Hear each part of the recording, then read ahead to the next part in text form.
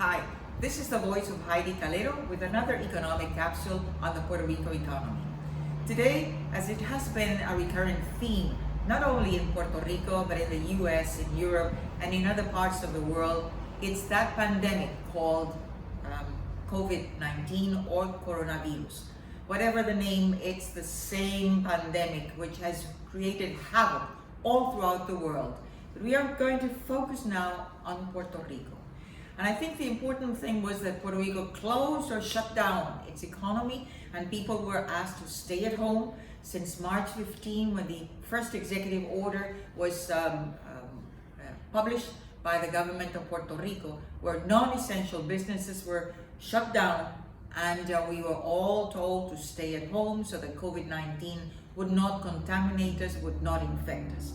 Well, the reality was that during that period, Puerto Rico, as other countries did, and as in other states they did, was to prepare with tests that were necessary for the COVID-19, the labs, the laboratories that should be prepared to diligently and rapidly process these tests, especially the serological ones, the molecular ones, instead of 7 or 10 days, in less than 3 days to know whether you were infected or not, that the hospitals would be prepared with medicines, with treatments, with the ventilators, with the ICU beds, the staff to be ready for this big splurge of COVID-19. Well, got news for you. It didn't happen. And now, as we see in this graph, COVID-19, the number of persons on a daily basis is continuing to increase.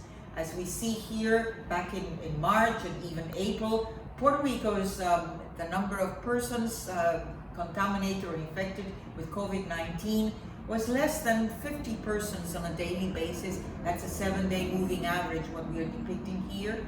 And it went down even as low as 25 persons on a daily basis. Well, as the economy started moving, and we see it here, there was a big spike, about 170 persons on a daily basis sometime during June, and now we are seeing stable, more or less, above 100 back from June through the first week of July, and that is continuing to increase, and that's worrisome.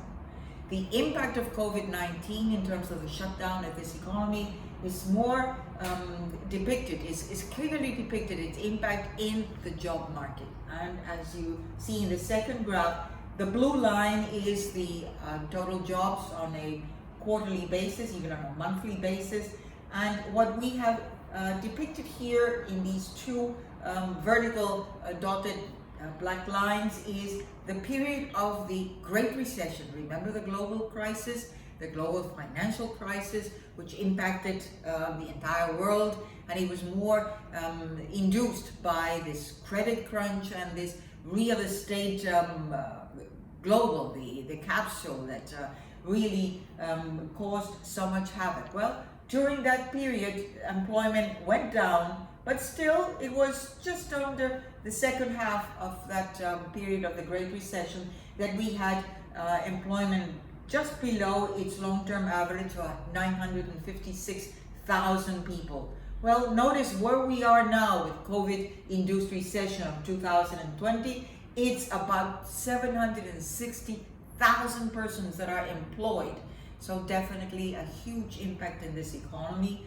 And worse still, unemployment, the official rate of unemployment as of February, which is the latest we had, was 7.8%. And this graph depicts from the fourth quarter of 2010 through the fourth quarter of 2019. An interesting picture inside unemployment, adding other components that make the picture of unemployment still worse than we thought. The green segment depicts the official unemployment rate, which as of the fourth quarter of 2019 was 8.9%. But when we add those persons who were not working full-time, but were working only 15 weeks, that's the blue segment in this graph. Those persons who were only working temporary, temp jobs, these are the orange segments, which is a huge segment. And those who were discouraged, they stopped looking for a job. They lost all hope of gaining a job in Puerto Rico. Well, those are the purple and the aqua segments in these graphs. And if we add all those components, that official rate for the fourth quarter of 2019, which was 8.9%, ends up being 18.6%. Double what we thought was the unemployment rate. It was worse than we were told.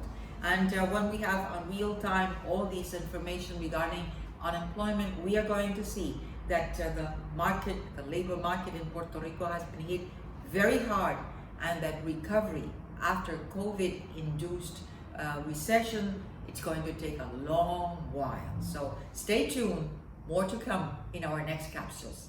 Bye, stay safe.